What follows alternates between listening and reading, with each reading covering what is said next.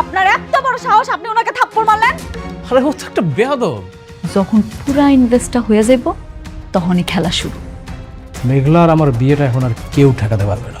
প্রিয় বৃষ্টি, জানি না কিভাবে আমি আমার ভালোবাসার কথা তোমাকে জানাবো। সারা রাত বাইরে থেকে আসলেই তো পারতে।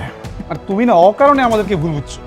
তোমাকে কি বন্ধু বানিয়ে আমি ভুল করেছি? আমার এই নিঃস্বার্থ ভালোবাসা তোমার ভালো থাকায় কখনো বাধা হয়ে দাঁড়াবে না। আপনার পূর্বে যে অপারেশনটি হয়েছিল, আপনার সেই অপারেশন হওয়ার সাথে সাথে আপনি সন্তান জন্ম দেওয়ার ক্ষমতা হারিয়েছেন।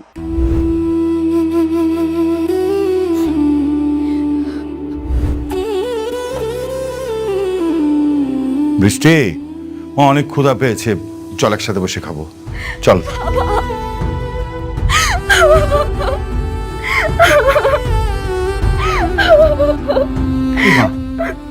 মারে, তুই কান্না করছিস কেন? ডাক্তারের সাথে কথা হয়েছে? হ্যাঁ বাবা, কিন্তু ডাক্তার বলেছে আমি আর সত্যি কোনোদিন মা হতে পারবো না। আরে কি বলছিস? ডাক্তার মিথ্যে কথা বলেছে। দেখ, আমি তোকে প্রয়োজনে নিজে বিদেশ নিয়ে যাব, ওখানে তোকে ডাক্তার দেখাবো। আমি অনেককে কি জবাব দেব বাবা বলো? অনেক আমার কাছে একটা শুধু সন্তানই চেয়েছে, এটা যদি আমি না দিতে পারি ও তো অনেক কষ্ট পাবে বলো। আমি ওর কষ্ট সহ্য করতে পারবো না। মা, মারে, আমি তো তোকে বললাম আমি দেখবো। আর জানিস মা, আল্লাহ অনেক মহান, আল্লাহ নিশ্চয়ই তোকে এত কঠিন শাস্তি দেবে না। নামাজ পড়, মন থেকে আল্লাহর কাছে দোয়া চাপ, আল্লাহ আমাদের সব বিপদ থেকে রক্ষা করবে।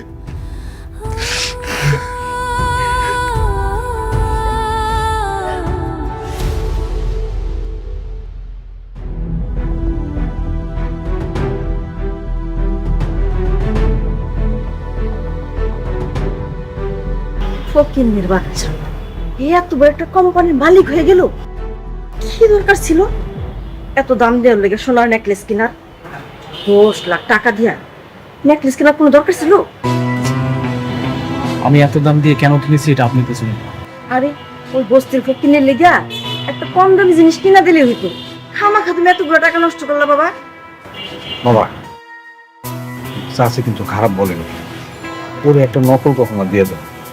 আর এইটা আমার মেয়ের জন্য রেখে দাও, ও কিন্তু নকল কখনো বুঝবে না। আপনারা সামান্য এই 10 লাখ টাকার কথা ভাবতেছে, ওই রকম শত শত নেকলেস কিনতে পারে। ওই ফকিন্নির লেগে তুমি 10 লাখ টাকা দিয়া সোনার নেকলেস কিনছো। কই আমার মায়ের লেগে তো তুমি 10,000 টাকা দিয়ে একটা কিছু কিনে দাওনি বাবা। আপনাদের মেয়ের কথা বাদ দেন তো, শুনেন, এখন শুধুমাত্র মেঘলার কথা ভাব। যে কোনো ভাবে হোক ওকে রাজি করাতে হবে, দরকার হলে ওর পায়ে ধরবেন। হ্যাঁ, আমি ও রাজি না হলে? রাজি না হলে এই বাড়ির থেকে আপনাদেরকে বের করে দেবে,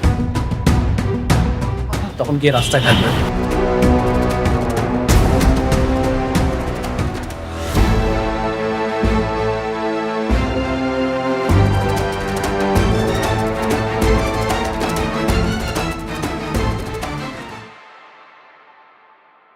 কি ব্যাপার আপনি? আপনারা না আমি কইছি আপনার কাজ না থাকলে আমার অফিসে আইবেন না। আপনি তো আইছেন লগে করে আবার হ্যাগো লয়ে আইছেন। মতলবটা কি কোন তো? আপনার জন্য একটা গিফট নিয়ে এসেছি, আর এটা দেওয়ার জন্য আমরা আসছি। শোনো, অনেক দাম, 10 লাখ টাকা দিয়ে কিনছে। তুমি তো সারা জীবন বস্তিতে থেকে আইছো, এত দামি জিনিস কোনোদিন চোখ থেকে দেখছো? যে মানে আনছে যেহেতু, মানে ভালোবেসে আনছে তোর জিনিসটা নিয়ে নাও। ছেলেটার মনটা কিন্তু অনেক ভালো। আর এটা তোমাকে অনেক মানাবে, আমি অনেকগুলো দোকানে দেখে এটা দিয়ে এসেছি। সত্যি? ও আল্লাহ, এত দামি নেকলেস! আমি তো খুব খুশি হইছি। আমার অনেক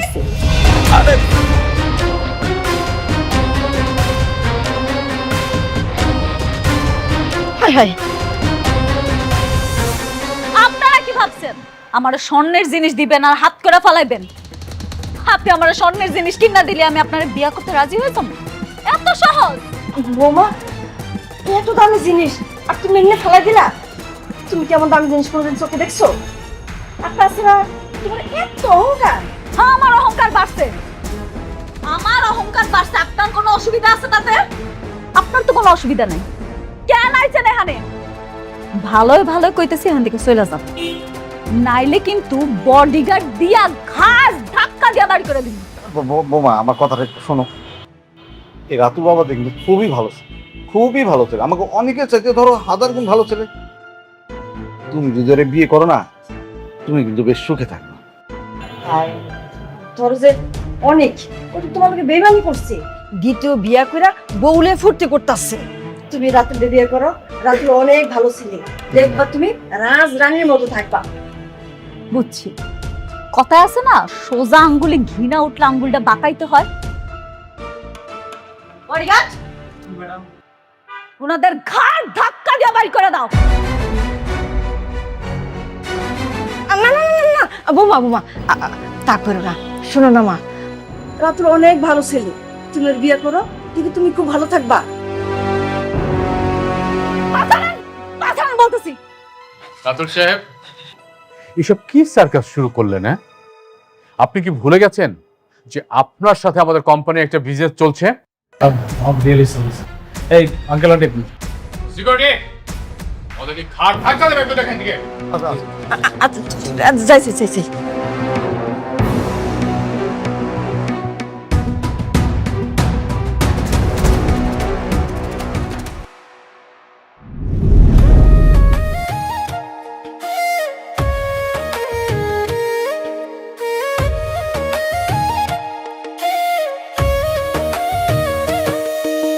ভাগ্যগুনে পাইলাম তোমায়, ভাগ্যে তো আর রইলা না।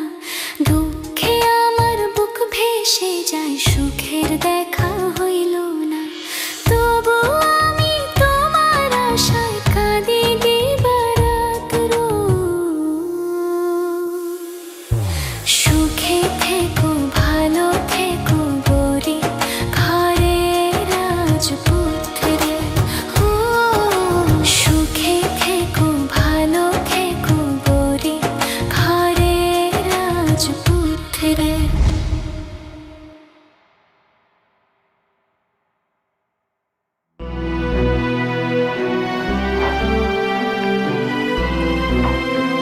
ফ্রেশ হয়ে গেছো? কি খাবে তুমি? নুডলস বানিয়ে এনে দিই? বৃষ্টি, বসো এখানে। আচ্ছা, একটা কথা বলো তো, তুমি আমাকে না বলে কেন ডাক্তারের কাছে গেছো? আমাকে বললেই তো আমি তোমাকে নিয়ে যেতাম। ভেবেছিলাম তুমি ব্যস্ত, এজন্য বলিনি। বৃষ্টি, এমন চিন্তা আপনার কখনোই করবে না। আমার আবার কিসের ব্যস্ততা? আমার যত ব্যস্ততা আছে সবকিছু তোমাকে নিয়ে। ঠিক আছে, আর কোথাও তোমাকে না বলে যাব না। চলো না, ডাক্তার তো নিশ্চয়ই বলেছে তুমি এখন মা হতে পারবে। যদি আমাদের সন্তান হয়, তখন সন্তানের নামটা তোমার নামের সাথে মিলিয়ে রাখবো। কেমন হবে বৃষ্টি? তুমি খুশি তো? হ্যাঁ, খুশি।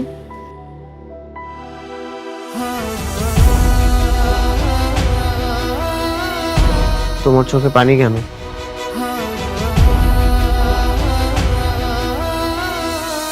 কই, এটা তো খুশির পানি। বৃষ্টি, হ্যাঁ বাবা। আসবো? হ্যাঁ আসো। বৃষ্টি, ও তুমি, হ্যাঁ তুমি অফিস থেকে কখন আসলে? এই তো কিছুক্ষণ আগে। আচ্ছা শুনো, আজকে রাতে আমার একটা প্রোগ্রাম আছে। কিসের প্রোগ্রাম বাবা? ওই যে আমাদের সবচেয়ে বড় প্রজেক্টটা আছে না, তার মালিক আনিসুর চৌধুরী, তার মেয়ের এঙ্গেজমেন্ট, আমাদের সবাইকে দাওয়াত দিয়েছে। বৃষ্টি, তুইও রেডি থাকিস, আমরা সবাই মিলে প্রোগ্রামে যাব। ওকে? ঠিক আছে বাবা। কথা বল তোরা, আমি যাই।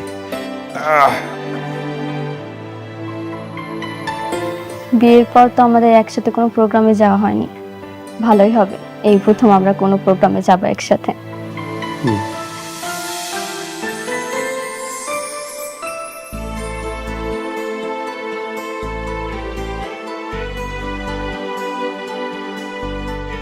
কিরে মা, কি করতেছস? কিছু না আব্বা, কয়টা ছবি দেখতেছিলাম। ও ভালো। মারে, এই তোর একটা কথা কইতে চাইছিলাম, কমু? হ আব্বা, কও কি কথা? না হয়েছে কি,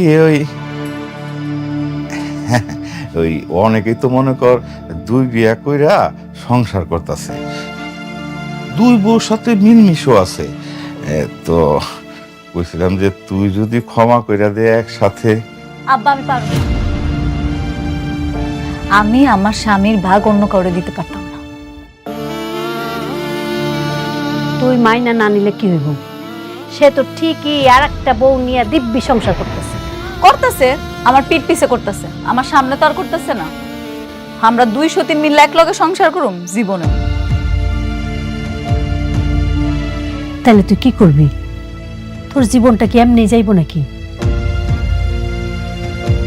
আর কয়দিন পরে তোর সন্তান জন্ম নিব, তার পরিচয় কি করবি তুই? একটা না একটা উপায় ঠিকই হবে আম্মা।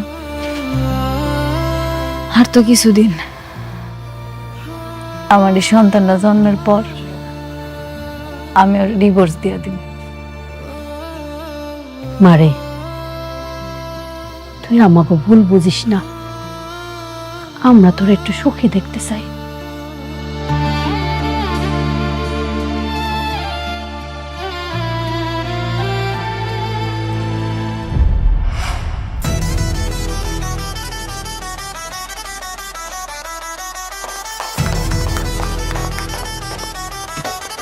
হ্যালো রকি সাহেব, আসুন আসুন।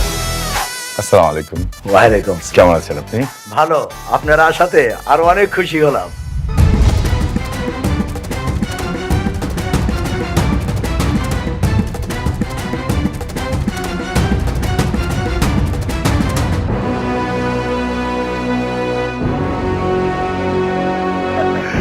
আচ্ছা, পরিচয় করে দিচ্ছি, এ হচ্ছে অনিক, আমার মেয়ে বৃষ্টি, তার জামাই।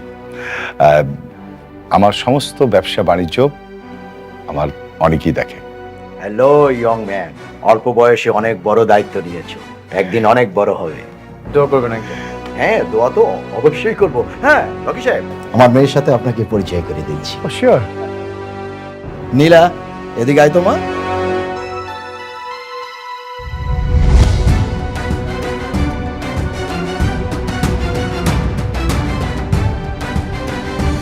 বাবা, হ্যাঁ। তুমি ওকে চিনো? ওকে ইনভাইট করছো তুমি?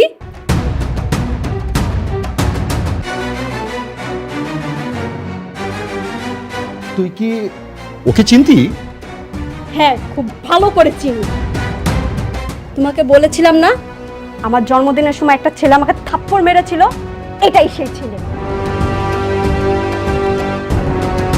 ওয়াইসি, এই সেই ছেলে? হ্যাঁ বাবা, একটা বস্তির মেয়ের জন্য আমার গায়ে থাপ্পড় মারে আর সেই দিনের জন্মদিনটা মাটি করে দেয়।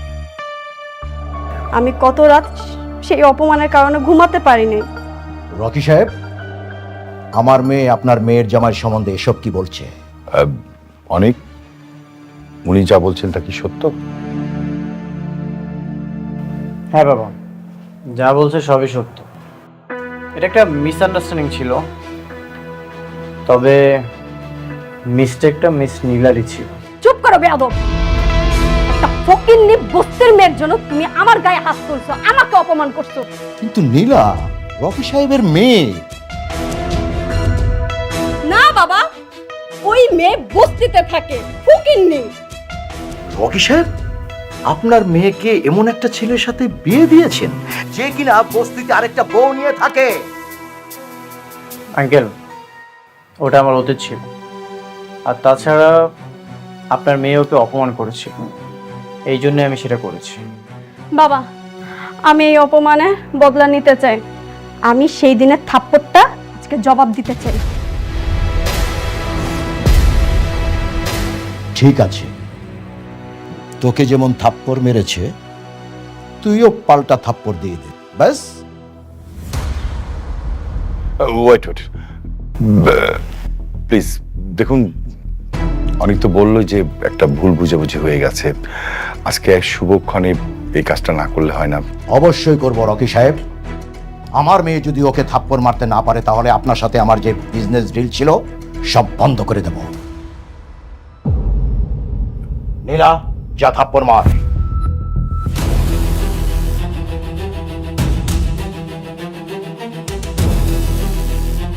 হাত ছাড়ো আমার। আমি বেঁচে থাকতে আমার স্বামীকে কেউ এক বিন্দু পরিমাণ অসম্মান করতে পারবে না, অন্তত এটা আমি সহ্য করব না। রকি সাহেব, আমি আবার বলছি, আমার মেয়ে যদি ওকে থাপ্পড় মারতে না পারে তাহলে কিন্তু আপনার সাথে আমার সব কাজকর্ম আমি সব বন্ধ করে দেব, কথাটা মনে রাখবেন। আপনি যা ইচ্ছা আপনি তাই করতে পারেন, রাস্তার ফকির হয়ে গেলেও আমি আমার স্বামীর সম্মান নষ্ট হতে দেব না।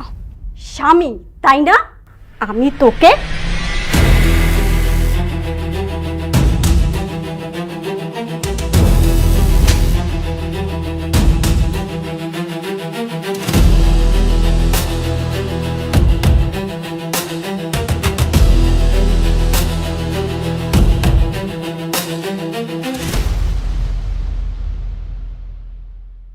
বিজনেস বিজনেসের জায়গায়, আর আত্মসম্মান আত্মসম্মানের জায়গায়।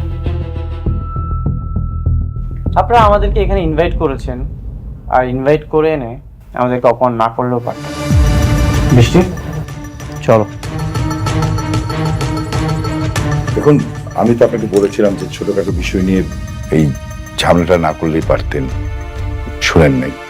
আসি, আসসালামু আলাইকুম।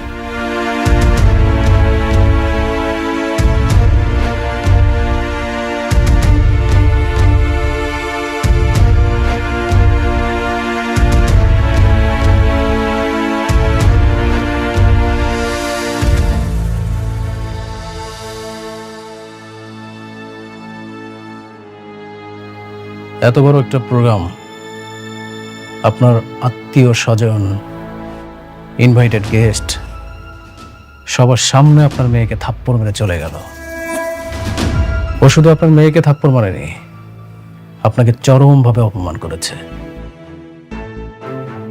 ও ভাই দেবে, আমি রাতুল রাজ।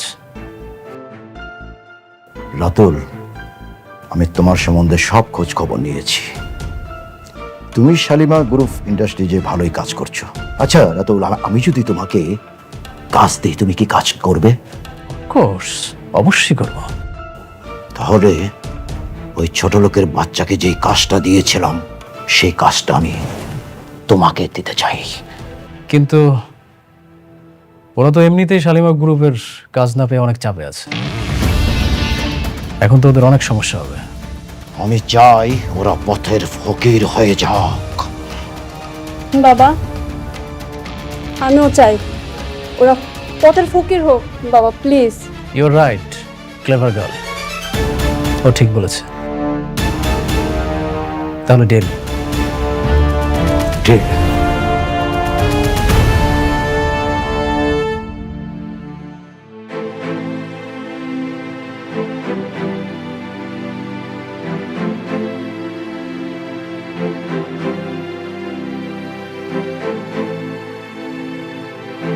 সরি বাবা, আমি সেখানে নিজেকে সামলাতে পারিনি। কেন সরি বলছিস? তুই যে কাজটা করেছিস একদম ঠিক কাজ করেছিস। শোন মা, মানুষের জীবনে টাকা পয়সার চেয়ে সম্মানটা গুরুত্বপূর্ণ। বাবা, আমি ভাবছি উনি হয়তো আমাদের প্রজেক্টগুলো বন্ধ করার চেষ্টা করবে। পারবে না, অলরেডি 60% কাজ ডান। ওরা আমাদের প্রজেক্ট বন্ধ করতে পারবে না। স্যার, একটা খারাপ খবর আছে। কি খবর? আনিস চৌধুরী আমাদের সকল প্রজেক্ট বাতিল করার নোটিশ দিচ্ছে। কেন, কি হয়েছে? স্যার, স্যার যদি সত্যি সত্যি প্রজেক্ট বাতিল হয় তাহলে তো আমাদের অনেক বড় একটা লস হয়ে যাবে। কেন বাতিল করেছে? কি লজিক দেখে বাতিল করেছে? সাইডে একজন অ্যাক্সিডেন্ট করে মারা গেছে, এটাই তার কারণ হিসেবে উল্লেখ করা ছিল। তারা এটাও বলেছে আমাদের কাজের মান ভালো নেই, আর ইত্যাদি বেশ কিছু কারণ দেখিয়ে তারা প্রজেক্ট বাতিল করেছে। আমি জানতাম এমন কিছুই করবে। অনেক টেনশন করার কিছু নেই, দেখি আমি হ্যান্ডেল করব, টেনশন করো না।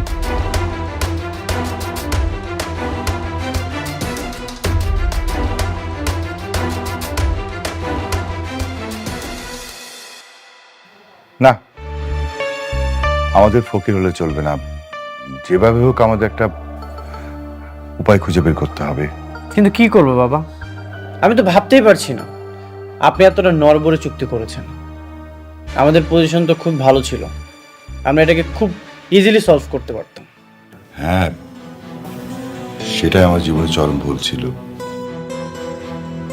আচ্ছা অনিক, বাবা তোমাকে একটা কাজ করতে হবে। কি কাজ বাবা? না মানে আমি শুনলাম যে সালিমা বিল্ডার্স কিছু নতুন প্রজেক্ট ক্লায়েন্ট থেকে দেবে, তো তুমি ওখানে গিয়ে যদি প্রজেক্ট বের করে আনতে পারো তাহলে এই প্রজেক্টগুলো দেখিয়ে আমি ব্যাংক থেকে লোন নিতে পারবো। এই বিষয়টা অবশ্য আমি বৃষ্টি জানবে না, আমি বৃষ্টিকে বলবো না। কিন্তু বাবা, দেখো আমি জানি যে মেঘলা ওখানে জব করে, আমি না বৃষ্টিকে বললাম না, আমরা তিনজনের মধ্যে এই কথাটা গোপন থাকবে বাবা, এছাড়া আমি কোনো ওয়ে দেখছি না। আর তাছাড়া আমাদের কোম্পানি এই কাজটা যদি না করে তাহলে ভীষণ বিপদের মধ্যে পড়ে যাবে। শালিমা বিল্ডার্স থেকে কি আমাদেরকে প্রজেক্ট দিবে? আর ওখানে তো মেঘলা আছে, ও নিশ্চয়ই কোনো না কোনো ঝামেলা করবে। বাবা আমার বিশ্বাস যে মেঘলা তোমাকে দেখলে অন্তত কোনো ঝামেলাই করবে না। তুমি যদি মেঘলাকে বুঝিয়ে বলতে পারো, আই হোপ যে ও রাজি হবে। কিন্তু বাবা খবরদার গরম মাথায় বলা যাবে না, খুব ঠান্ডাভাবে বলতে হবে। স্যার উনি তো তার সন্তানকে অস্বীকার করেছে, এটা নিয়ে তাদের মধ্যে অনেকবার ঝামেলাও হয়েছে। এই মুহূর্তে এরকম একটা প্রস্তাব নিয়ে যাওয়া কি ঠিক হবে? দেখো সাবির, এছাড়া তো ওয়ে নাই। আমরা যদি কাজ না পাই তাহলে আমাদের কোম্পানি তো পথে বসে যাবে। বাবা আমার মনে হয় তোমার যাওয়া উচিত।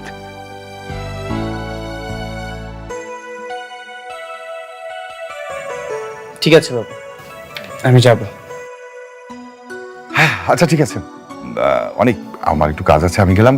যত তাড়াতাড়ি পারো তুমি এটা হ্যান্ডেল করো। হ্যাঁ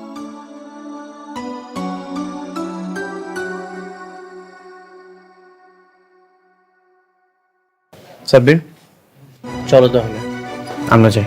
ওকে স্যার।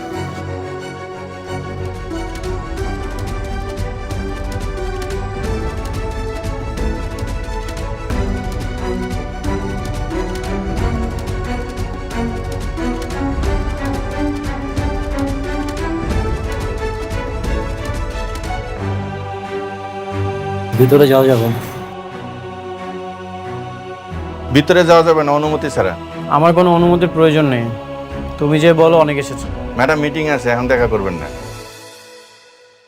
আপনারা সবাই জানেন শালিমা বিল্ডার্স হয়েছে একটা নামকরা কোম্পানি, আর সেই নামকরা কোম্পানির সুনামটা ধরে রাখা কিন্তু আমাগোই দায়িত্ব। জি ম্যাম।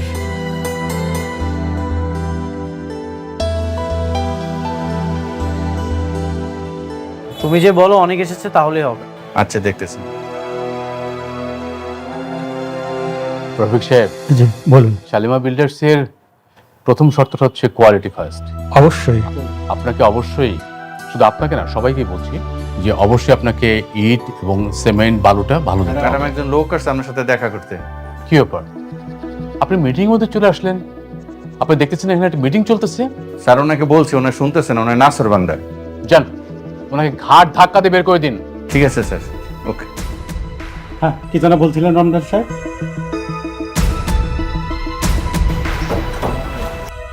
স্যার আপনার কথা বলছি, ম্যাডাম বলছে আপনাকে বের করে দিতে। তুমি আমার নাম বলেছো? জি।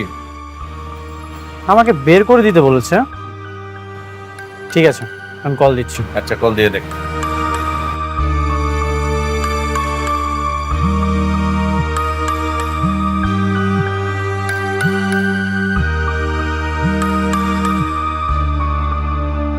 Excuse me.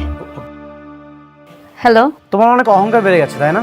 আমি তোমার সাথে দেখা করতে যাচ্ছি, তুমি এখন আমার সাথে দেখা করতে যাচ্ছ না? কোটিপতি হওয়ার পর খুব অহংকার বেড়ে গেছে তোমার। কি বলতেছো তুমি এসব? কি বলছি তুমি বুঝতে পারছো না? ও আচ্ছা, এখন আমি একদম ক্লিয়ার। তোমার গর্বের সন্তানের স্বীকৃতি দেইনি বলে তুমি এখন আমার সাথে এমন করতেছো। একটা কথা মনে রেখো, এই দিন কিন্তু দিন না, এই দিনকে নিয়ে যাবো আমি সেই দিনে, আর সেই দিন তোমার অহংকার ভেঙে চুরমার হয়ে যাবে। কি তোমার কি মাথা খারাপ হয়ে গেছে? কি সব উল্টাপাল্টা কথা বলতেছো তুমি? সরি। ম্যাডাম, ম্যাডাম আপনি মিটিং কন্টিনিউ করুন, আমি দেখছি। Please carry on. ম্যাডাম। হ্যাঁ, ও হ্যাঁ, যেটা বলতেছিলাম আমরা তো, আমি চাই সালাম স্যার। সালাম স্যার। আপনাকে চলে যেতে বলা হয়েছে, আপনি এখন দাঁড়িয়ে আছেন কেন? আমি যার সাথে দেখা করতে এসেছি সে কোথায়? উনি আপনার সাথে দেখা করবেন না। দেখা করবে না মানে? ওর এখন অনেক অহংকার বেড়ে গেছে। সালিমা বিল্ডার্স গ্রুপে যিনি মালিক, তাতে একটু অহংকার থাকতেই পারে অনিক সাহেব।